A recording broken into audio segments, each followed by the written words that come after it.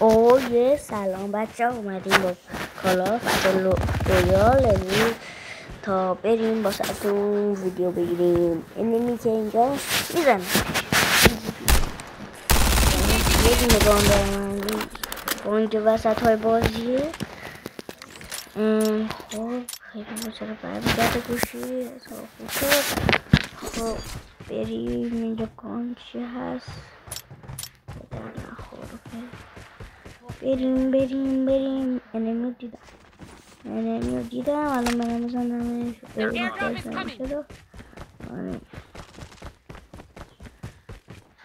خوش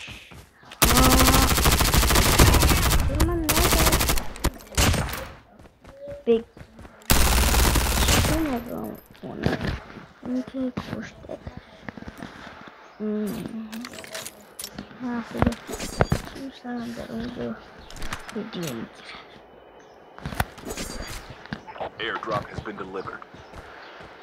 خب بچه من اینجا کات کردم چون انمی پیدا نکردم ولی اینجا انمی پیدا کردم اومدم بزنم. من همه انمی ها رو واسه شما هیچ انمی رو واسه شما کات نمی کنم چون که بخوام ویدیو هم جذاب باشه و دادن انمی ها رو ببینیم.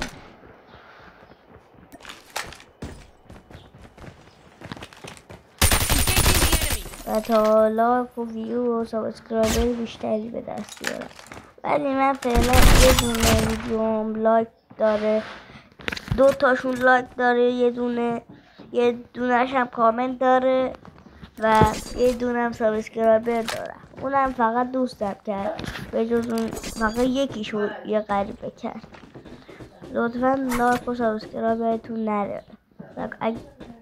اگه زحمتتون نمیشه کامنت هم کنید. یه پایین دیگه چرا من نمیزنه بابا؟ من یه وایسادم بذار گان بزنم. این نه صورت ازوم اون سیف زوم. خب کوش انمی آها دیدمش. بیا انمی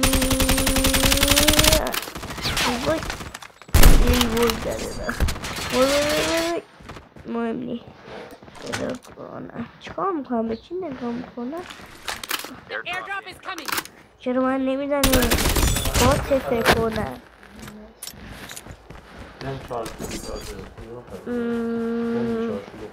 بازیه میکشمت.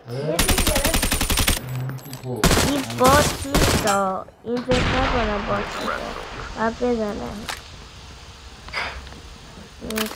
الان میزنم شما پر کنم. بیا انمی بیا آها زدمش. 6 تا کیل گرفتم.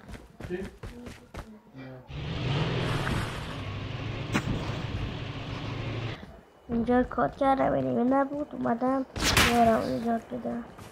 خب الان بزنمش.